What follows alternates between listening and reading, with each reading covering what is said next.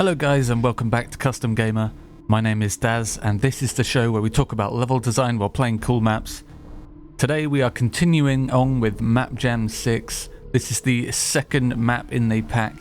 It is called Of the Flames and the Stars by Breezeep, aka Ring of Quad Damage, aka Quaddy, aka... He's got a new name every month. Who knows? Who knows what it is right now? I have no idea.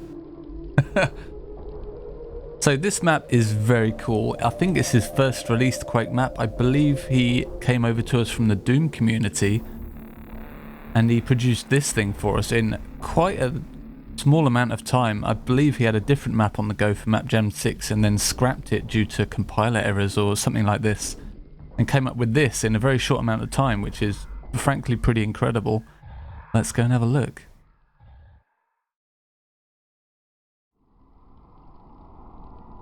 Okay, so as you no doubt noticed in the intro, this map uses the Knave texture set created by Kel for his Contract Revoked episode.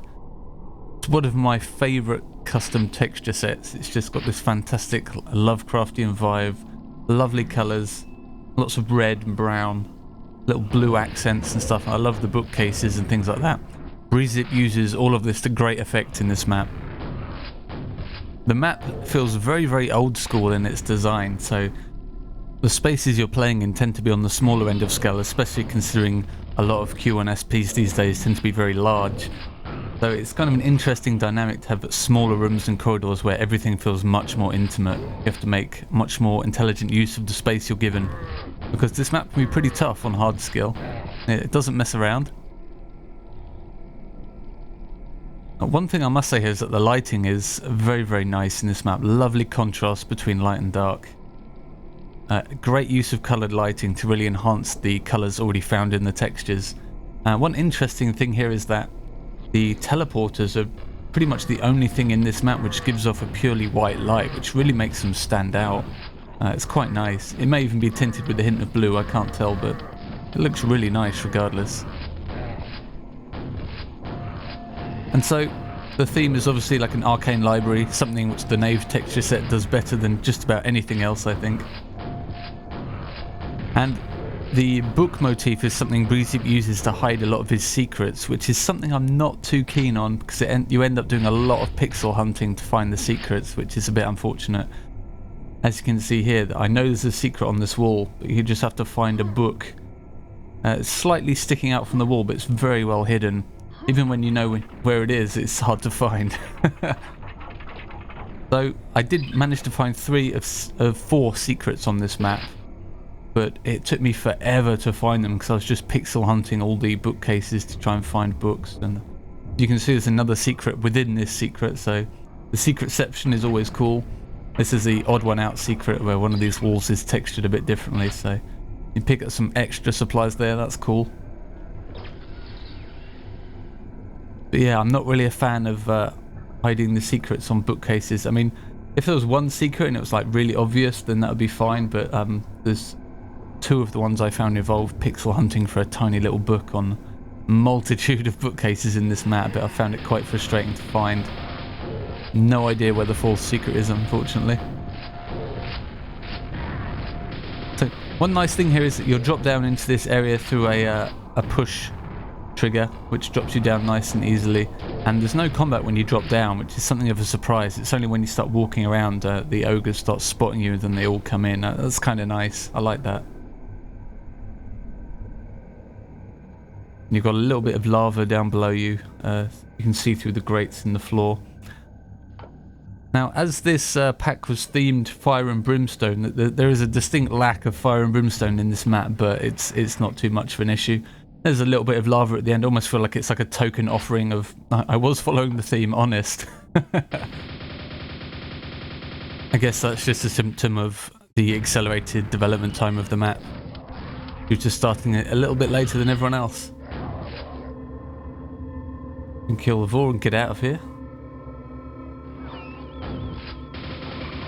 A little bit of repopulation just to get the player to walk in the right direction. Now, before being teleported out of that last wing we were in, we hit a button, one of 2 in the map, which opens up all those giant pentagram gates you've seen around. Once we find the other one, which lets us progress. I feel like this could have been explained a little bit better, like that button we pushed didn't look particularly significant. I mean, the only reason we know it's important is because we've got the message, like one of two have been pressed when you touch it. So I think more of a bold design there would have really helped get the fact across that it's very important. You need to find another one. And we get to kill some fish. I do like the use of the air bubbles here to get the player to come down into this area. There's air bubbles at either side of this area to kind of denote it as important, and it is, because there's a button on the ceiling in there which you need to push, which took me a little while to find at first. Luckily the air bubbles do kind of get you to check that area multiple times until you spot it.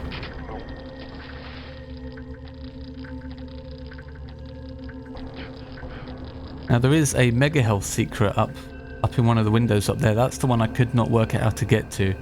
There are some bricks in one of the walls in the next room which you can jump up to actually get to the doorway for the mega health secret, but I can't work out how to actually open the door. So that is the one secret I never found, which was annoying because I spent about half an hour circling the map trying to find out how to open it, but no joy. So I kind of like this area. As soon as you pop your head out of the water, you see about 1,000 zombies. Now, one stipulation I made when I first started promoting this jam was that the water alpha would be set to 1 upon loading the final map pack. And that's because everyone was going to be using a lot of lava in their map, and I didn't want the lava to be transparent. So I let all the mappers know at the beginning that the water would not be see-through at all.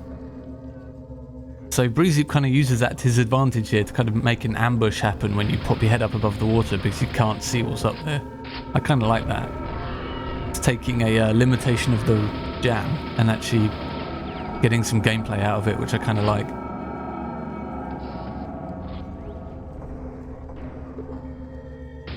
Alright, we can now go and grab the silver key.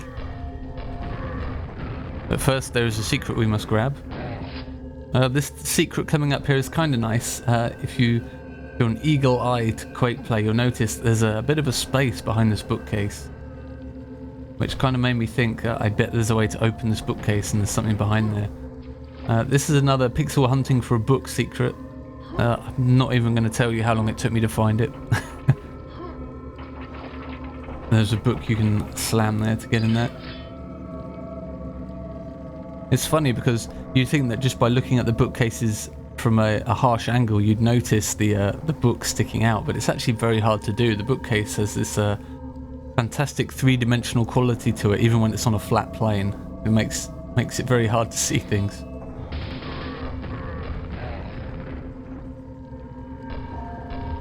So the silver key runes on the door here are kind of misleading because I thought this would be a silver key door, but it's actually just the way to pick up the silver key. I feel like if you're pointing the way to a key, then you should have like arrows next to the icons. It just feels like that was an actual silver key door right there because the silver key icons are built into the environment. Whereas if it was just like attached to the wall with an arrow or something, it would feel a bit more natural.